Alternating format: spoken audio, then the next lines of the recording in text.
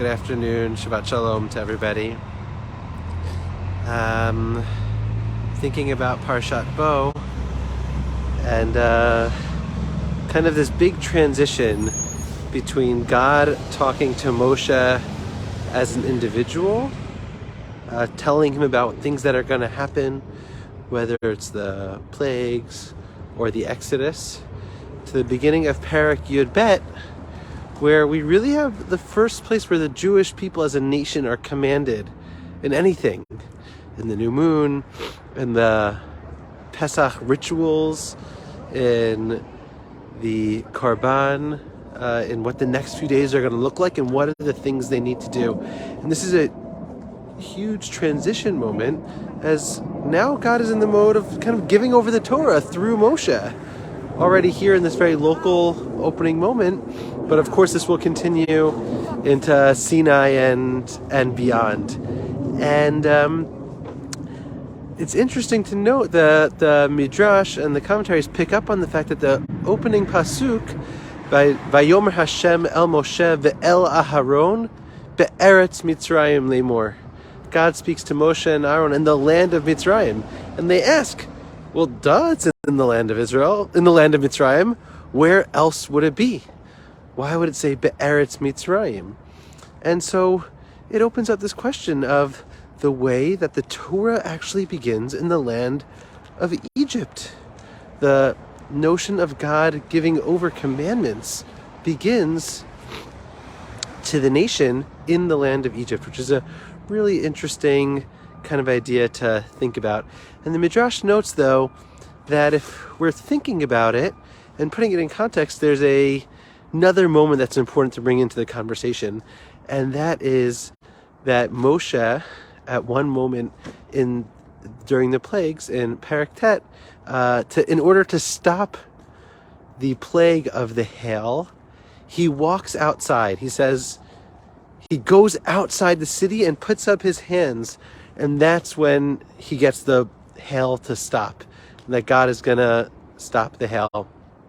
And the Midrash notes that actually it's true that God speaks to Moshe in the land of Egypt, but it has to take place outside the city. The city was not a place where God was willing to give over this serious set of commandments and rituals and laws to Moshe. It's a thing that has to take place outside of the city. And this Midrash makes us kind of think or appreciate, where are the places where we talk to God? Where are the places where we listen to God? I'm so cognizant of, in our world, where I can be recording this Devar Torah for everybody while I'm taking a walk outside, and you might be watching this from your house or from your car or from the supermarket, that everything just takes place everywhere, right? And so God can speak to us everywhere, and we can speak to God everywhere.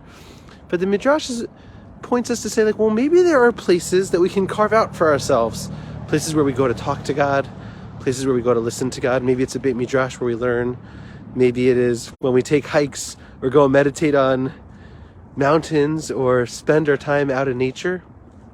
Or maybe, in this era, it's about when we go and sit in a shul, right? That the shul in some ways becomes a space that is a break from the rest of the city. If the city in the land of Egypt is not the right place to talk to God or listen to God, but you have to go outside the city, as the Midrash states, maybe a shul is kind of like a haven within a city, a place where we can go to hear the words of God, where we can go speak and pray to God. And in this moment, I have to mention, and I am really reeling from the news of a terror attack in Yerushalayim that's just happening right now, or just happened in the last few hours. They're saying many people were killed leaving shul tonight in Neve Yaakov. There was a shooting from a terrorist, and these people were murdered leaving shul. Shuls are places of God. Shuls are places of God. Jerusalem is God's city. Israel is God's land, and these are places that need to be holy, and they need to be free from this. We leave Eretz Mitzrayim so we can come to Eretz Yisrael. What for us is today Medinat Yisrael, and it's not okay. So, just sending love, offering my tefillot in our Beit Knesset this Shabbat for all those injured and for the families of all those killed, and for all of Klal Yisrael and Medinat Yisrael, and wishing each and every one of us a Shabbat Shalom.